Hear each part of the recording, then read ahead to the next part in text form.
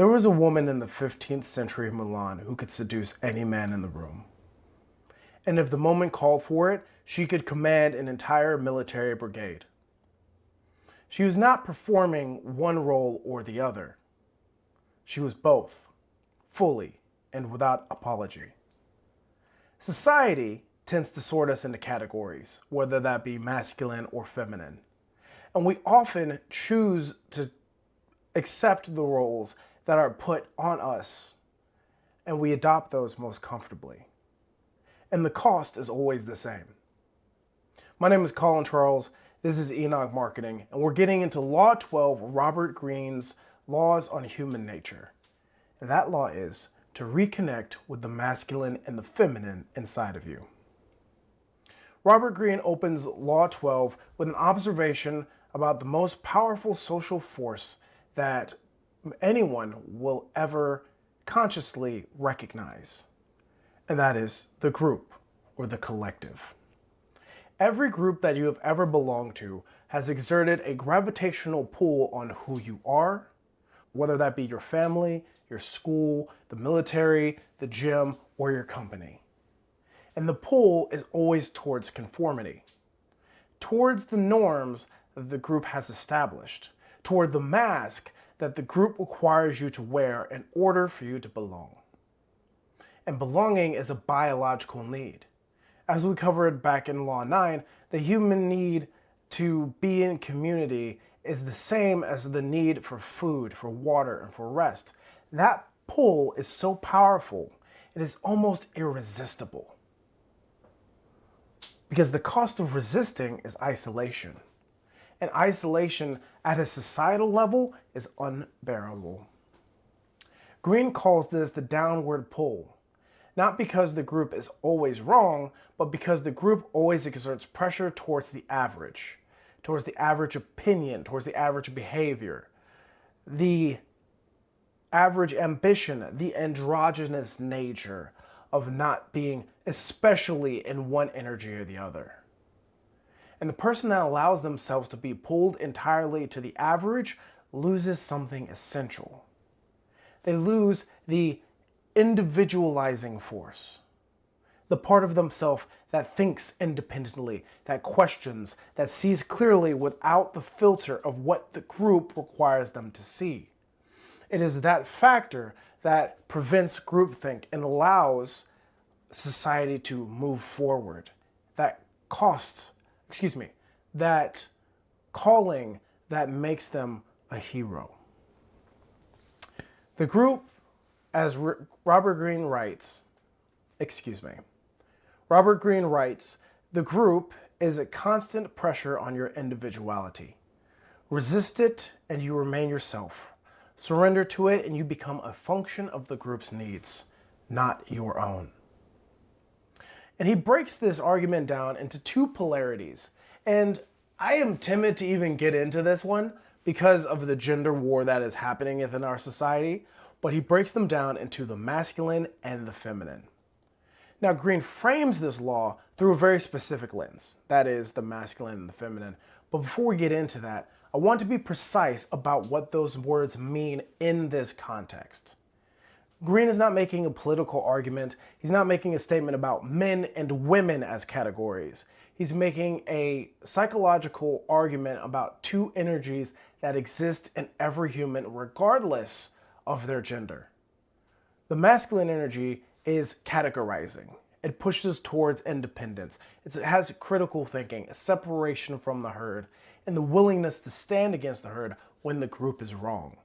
This can be explained either as if you were to describe something about a mountain or the archetype of the Lone Ranger. The feminine energy is connecting. It pulls towards belonging, towards collaboration, group cohesion, and the wisdom of the collective over the individual. Emphasis on the word wisdom. It is the collaborative force. I like to think of it as the things that you would describe with the ocean. It's life-giving, it's peaceful, it's nurturing, it's wise in its own way. Both are necessary. Neither is superior. The question is not which energy is right. The question is, which energy does the situation call for? Because whether or not you have access to both. The trouble is that most people do not have access to both masculine and feminine energies because the society, by and large, has sorted everyone into a category early, and they have worn the mask ever since. And one great example of a person that has walked the line between masculine and feminine to her benefit and to the benefit of her people is Caterina Sforza. So, in Greene's historical anchor for this law, he refers to Caterina Sforza. She was the daughter of the Duke of Milan. Her father was a military leader. He was cunning, he was decisive, he was sharp, he was vicious on the battlefield. And simultaneously, he was a man who loved the arts. He was warm and nurturing with his children, and he was known for throwing lavish parties with wonderful colors and crying at opera music. He was a man who embodied both energies completely. And his daughter inherited everything from both sides of him. Caterina was everything that was beautifully feminine. She could move through the courts of Milan and Rome with the kind presence that stopped conversations. She was charismatic, magnetic, and completely at ease in her own skin. And when the moment called for it, she could take command of the entire military force, hold a city, be decisive, unintimidated, and completely at ease in that skin too. She was not performing the role of the courtesan and seductress or the military leader. She was simultaneously both. And by not suppressing the feminine, she was taken seriously in a male-dominated culture. And she was not performing the vulnerability that was accepted to be in those social statements. She was the whole of both energies, and that wholeness was the source of her power. Now again, breaking from the teleprompter for a second. If you've ever looked up to anybody like a Wonder Woman, that's exactly the archetype. Beautiful, strong, like still majestic in her own way, but she could whoop your ass if she needed to. And that's a very interesting dynamic because I just can't help but think if there was some, very attractive, very seductive, blonde Italian woman who was still very strong and she could talk to you sweet and then all of a sudden beat you in a sword fight, I don't know. I think, hey, I do CrossFit. I'm around, very strong women all the time. I could deal with the muscle mommy. Pause. Anyway, the person who has access to both energies is more powerful than the person who has access to one because they can meet any situation with the right response rather than only the responses they know. Society did not sort Caterina, and she refused to be resorted. Society did not sort Caterina. She refused to be sorted.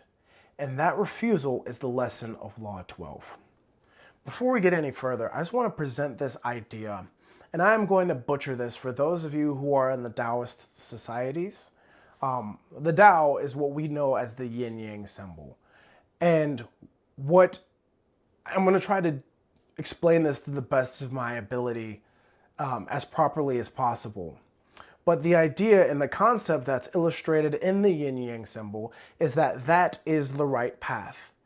And one must be able to walk the path while navigating the needs of the situation that they are in. In Greene's argument, it would be the black half of the Tao is the masculine and the white Tao is the feminine. And you must be able to navigate what is appropriate, knowing that sometimes it will require you to be more masculine and sometimes it will require you to be more feminine, and being able to navigate the two. Something that I find fascinating about this idea of the Tao is that it is a clear illustration of the fact that our power, our energies, the needs of our society is something that We must learn to navigate in motion. Much like a person riding a bike, there is times where you apply weight more to one side than the other. In the same way, Katerina was able to apply more weight to her feminine side on certain points and more masculine to the other, in the same way that her father was able to do so. And in doing so, you allow yourself to be integrated into the whole person. And in integrating yourself into the whole person, you become something that is greater than the energy that you've been shuffled into. For example, I'm a man, and I'm a very masculine man in my own opinion. Haha, pause. I do the things like everyone else does. I lead a company. I was in the military. I like lifting weights, blase, blase. But I love art. I love connecting with people. I love doing the things that traditionally would be considered feminine as well. And those things are not hard and fast. And one of the great flaws of our society, in my own opinion, is that we tend to push people into one camp or the other by the expectations. And no, that's not a patriarchy thing, because it happens on both sides. There are men who are naturally more feminine in their energies and their presentation that are taught to be more masculine. And there are women who are more masculine who are taught to be feminine, and vice versa. I think the problem is that we have not made the space to allow people to be who they are in their masculine or feminine energy, because truthfully you need both. Other side of that is this, that also shows up with the shadow that we talked about in earlier videos with the mask itself. Because when we have bifurcated ourselves into what we can present and our shadow, the shadow then begins to dominate our lives by springing up when we are not in control of it. Otherwise, what we need to do, and what I think Greene is suggesting, is that we learn to integrate ourselves wholly instead of just allowing society or the collective or the masses to restrict us to being only part of what we are. We need to allow ourselves to be our shadow selves and our presentable selves and tie the two together into one energy. We need to allow ourselves to be our masculine selves and take on some of the feminine traits and our feminine energies and bring them together. The problem is not whether the shadow is good or the person is good, nor is it whether masculinity is good or femininity is good. The issue is, what are we doing to integrate ourselves to be our whole self? Masculine, feminine, light, shadow, everything. Are we putting ourselves in position to be our holistic, true self? Which leads us right into my thoughts. Now, as you all know, I was in the military beforehand. And there has been a very traditional style of leadership that has worked militarily for millennia. And the way that that works is a very hierarchical structure, and the person at the top calls all of the shots. Who needs to be on the field, where, when, doing what, and what objectives. This is both Army, Navy, and this goes back for millennia. Because by and large, the society has been set up in a way where the educated are the few and they are elite. And they need to be the strategists. Everyone else is by and large kind of just put in a position where they just do the job. And up until really I would say the 1940s and World War II, that was the way that warfare was executed. Since World War II, we've been in situations that have been how we refer to as uncertain.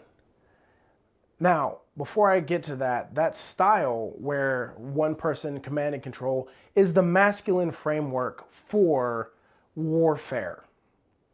And by and large, it has been largely successful. And we tend to keep those structures, not only in the military, but in the way we do business, the way our society is run. There are a few people at the top and masses at the bottom that just do as they are led to do. However, the world has changed, and it has changed a lot. Advancements in education and advancements in technology have closed the gap between those few highly educated thinkers and the people at the bottom. Now, we have a lot more people who are educated, who think, who question, who have ideas of their own. And because of that, the way that we do leadership in today's day and age is very different. So, as we've changed, the military refers to this new style as VUCA, V-U-C-A. That is an acronym that stands for volatile, uncertain, complex, and ambiguous. What that means, in short, is that things are changing all the time. So the objectives that we have are now different. We may start a campaign with a clear set of objectives and a week later have to scrap the entire thing and act again. Well, if that's the case, we have to be able to adapt quickly. And that is a function of resiliency. If anyone asks, resiliency is a feminine trait. So, what we're having to do in today's day and age, with technology moving as fast as it is, with new players entering the market left, right, and center, with new things happening all the time, whether that be shutdowns of the Strait of Hormuz, or changes in laws that affect how we do business, or another pandemic that is coming along, we have to be able to make ourselves more resilient. So the hierarchical command and control structure, where one person is at the top making all of the decisions, becomes inefficient and breaks easily under the rapidly changing variables that come in a VUCA environment. That was a whole thesis, and I had to do that for back when I was my captain days. So what we do now is we simplify our actions by delegating leadership authority to the lowest level. And what that does is allow the people who are at the lowest levels, who have hands and eyes on every situation, the ability to make decisions more quickly. And essentially that reflects in the concepts of responsibility versus accountability. In the old hypermasculine structure, the responsibility and the accountability stayed at the very top. Now, the responsibility, the ability to make the response, is at the bottom, and the need to give account is at the top. Those are two different things. Responsibility, ability to give a response, is at the people who are hands-on, and the people who need to give an account are the people who are making the decisions from a very high level. And that is inherently a more collaborative, more resilient, more flexible leadership model. And all of those traits, resilience, flexibility, all of that is more feminine in nature. Now, because of the change in the demands of not only the business world, but the military world, and just our society in general, we are in need of more feminine traits in leadership. And that's just my thoughts. Now, that doesn't mean we just take out all of the men and leave all of the women there to lead. That will not work. But we have to understand that just trying to outman things is also not going to work. Command and control is not going to work. You have to learn to listen. You have to learn to collaborate. You have to learn to delegate and to trust. You have to learn to be flexible. You have to do all of these things that are inherently feminine. And those are the things that are going to present a more resilient organization for you moving forward. I'm going to catch hell for that one because a lot of y'all are going to hear, he just wants women to lead, which I don't. Or, he said men are bad, which I don't. I love men. Pause. I will never be a man hater. never, never, never be a man-hater. I just realize that you, like Greene said, all of us need to integrate our masculine and feminine energies together in order to be the most effective. So, that was a lot. And my last thought on that before I transition, I know I've been rambling. My last thought on that before I transition is typically a rule of thumb, if it's a finite game, there's known rules, there's known objectives, there's like a clear point system, the masculine command and control structure works excellently. Actually, cannot be beat when there's a clear objective and you just have to get the thing done. Cannot beat it. When it comes to the infinite game and things are more about resiliency and survival, the feminine game does work very well. I will warn anybody who's listening to this, particularly when it comes to business, you can look at a leader and realize where they are on the spectrum of masculine to feminine energies. There isn't a clear winner on which is better. The masculine energies and the masculine organizations tend to be highly effective in achieving their mission at the cost of running through their workforce. A great example of this is like Amazon, SpaceX, Tesla, things like that. Highly effective, and they're like, it's a revolving door of people. People don't stay very long because they get burnt out or die on the job. Like the military is also like that. It's a very masculine structure. Conversely, I don't know that many feminine industries because most businesses are still run by men. But you will know a feminine organization because a lot of the workers there are extremely happy with their jobs. They treat their employees outrageously well. They may not be the best per se. They may not have the largest revenue. They may not have the greatest stock value, but their people are there and they're being well taken care of at the cost of winning. Which one do you want to do? I don't know. That one's up to you. Whew, I completely went off my script with that one. So let's bring it back into your gym because that's what people come here for.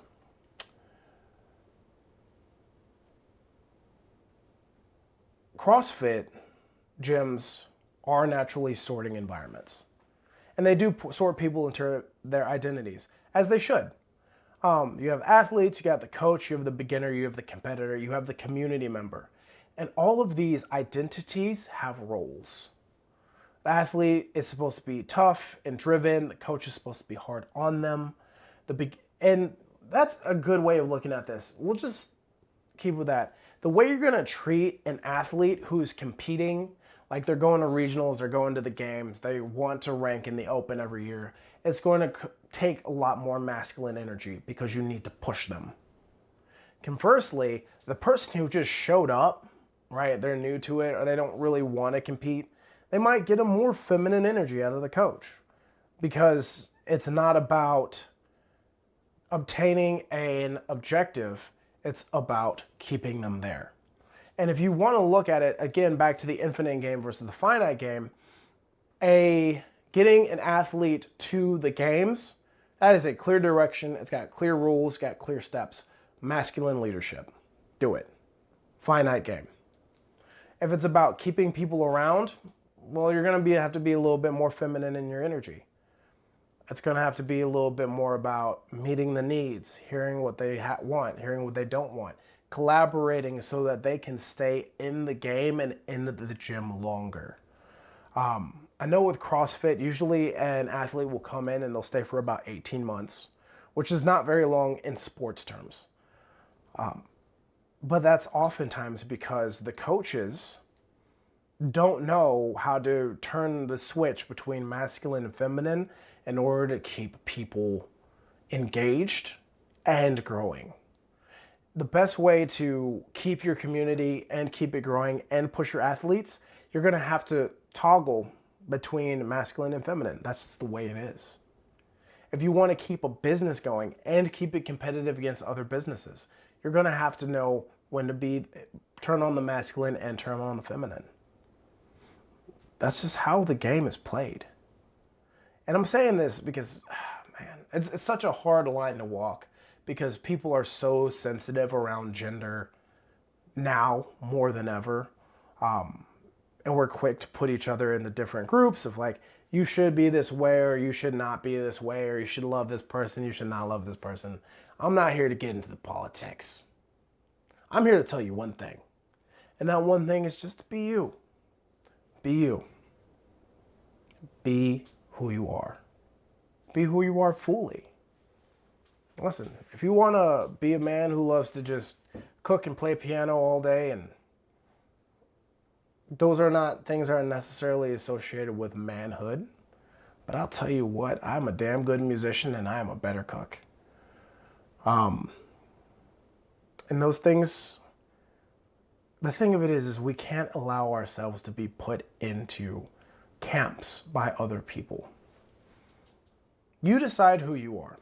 You integrate yourself fully. Now, if you are one of those dudes who's just like, hey, listen, I lift weights and go cut down trees and fight people at bars, and that's my life and I'm happy, more power to you. More power to you. But be you. Be wholly you. And the more authentic we can make ourselves, and the longer we can accept our energies for who we are and begin to live out in the fullness and the acceptance and the love of who we are, pride in the people that we are, the more magnetic we're going to become. And the better you're going to show up in your marketing, the better you're going to show up in your gym, the better your community is going to be. But that all starts with authenticity. Integrating the light and the shadow sides of you. Integrating your masculine and your feminine energies. And being wholly yourself. So, to recap, every group exerts a gravitational pull towards conformity. That downward pull is toward average. Average, androgynous, bland, unambitious, and regular. The person who surrenders to that pull risks entirely losing their individual beautiful force. Their strength in being fully you, without shame. The masculine and the feminine energies exist in every person. The masculine tends to go with conquering, the feminine tends to do with connecting. Both are necessary. And the question is, what was the situation calling for when you had access to it? Katharina Sforza had access to both. She refused to be sorted, and that wholeness was the source for her power. The best leaders, whether they be in gyms, in companies, in families, are not the ones who mastered one energy. They're the ones that mastered both. I oftentimes wrestle with this question of whether or not George Washington or even like the generals like George MacArthur, are they both Georges? General MacArthur would be able to lead in today's environment. I am sure beyond the shadow of a doubt that they would have been written up for something, but I'm not sure that they would have been effective or nearly as effective as the leader who makes the space to allow their teams to grow and lead themselves. And I think that's really the difference. I'm giving my opinion again. But leadership, in those days, there was one leader and a lot of followers. Today, a real leader, I want to say a real leader because those are still leaders who do command and control. However, in these uncertain times, the most effective leaders are the leaders who make the space for their followers to become leaders. So you become leaders of leaders and you end up on teams of teams. Shameless plug, there's a book by General Stanley McChrystal that talks about this directly. It's called Team of Teams. And there's another book, and I forget the name of the admiral who wrote it, but he wrote the book called Turn the Ship Around. I highly recommend both of those books. And with that, I will leave you with these two questions. What is the mask that society gave you? And what part of yourself did you put away in order to wear it? I'll say that again to make sure it's clear. What mask did society give you? And what part of yourself did you put away in order to wear it? My name is Colin Charles. This has been a highly delicate and nuanced conversation that I'm not totally convinced that I did well. Put your comments below. Rake me through the thing. Like, say whatever you got to say. I can handle it. We're Enoch Marketing. If you want to talk more about how you show up in the gym and how you show up in your marketing, drop a link below. Let's get on this calendar. Let's talk about it. You can always find us at enochmarketing.com. Remember to like, share, comment, everything. I'm sure this one will get a lot of traction. Yikes. But we're here for you. And the next lesson we're going over is stepping into your purpose, which will probably be my favorite one so far. Until then, we'll catch you next time. I'm Colin Charles. We'll see you soon.